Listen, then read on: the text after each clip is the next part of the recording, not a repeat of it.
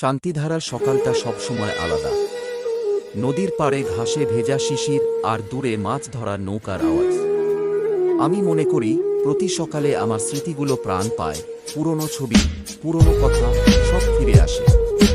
আজও সেই নদীর ধারে দাঁড়িয়ে আছি, কিন্তু আজকাল সকালগুলোতে মনটা অন্যরকম, ভরা এক অচেনা বিষণ্ণতায়।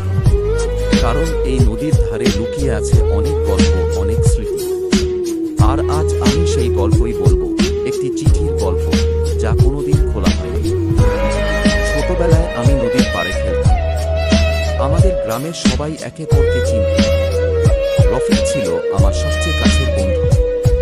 ওর হাসিতে ছিল এক সরলতা যা দেখলে মনে হতো জীবন খুব সহজ। আমরা কিশোর বয়সে স্বপ্ন দেখতাম, বড় হলে নৌকা কিনব, গ্রাম ভ্রমণ করব। আমি হেসে বলতাম, বেশি বড় স্বপ্ন দেখিস না। সেই শৈশবের দিনগুলো আজও চোখে ভাসে, কিন্তু জীবন তো সহজ না। রফিক একদিন গ্রাম ছেড়ে গেল শহরে কাজ করতে। বলেছিল, চাকরি করে আমি তোমার জন্য সব করব। আমি বিশ্বাস করেছিলাম। কিছুদিন চিঠিও এসেছিল, কিন্তু একদিন হঠাৎ খবর এলো, রফিক আর নেই। দুর্ঘটনায় তার জীবন থেমে গেছে। সেই দিন থেকে নদীর ধারে বসলে আমার বুকটা শূন্য হয়ে যেত। বছর ধরে একদিন গ্রামের ধারে এক অচেনা লোকের সঙ্গে দেখা হলো। চোখে কৌতূহল, হাতে পুরনো সুটকেস।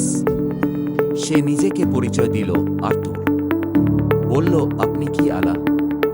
আমি আপনার সঙ্গে কথা বলতে চাই। আমি বিস্মিত হলাম। সে জানাল, তার কাছে আমার বাবার লেখা একটি চিঠি আছে। বহু বছর আগে আমার বাবা তাকে দিয়ে গিয়েছিলেন, যদি কখনো আমি বাবার খোঁজ চাই। চিঠিটা হাতে নিয়ে আমি খুলে পড়তে শুরু করলাম। বাবার হাতে লেখা, প্রিয় আলা, যদি তুমি এই চিঠি পড়ছো, তবে জেনে রেখো আমি জীবনে তোমার সামনে সত্যটা বলতে পারি। আর লজ্জার বোঝা নিয়ে আমি দূরে চলে গিয়েছিলাম, কিন্তু আমি কখনো তোমাকে মনে রেখো, জীবনে তোমার সিদ্ধান্তই সবচেয়ে বড়।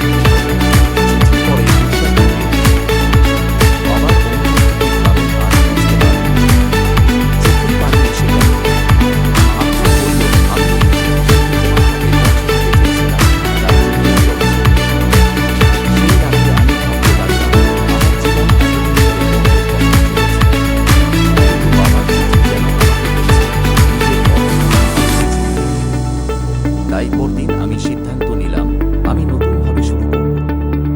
আর্তুর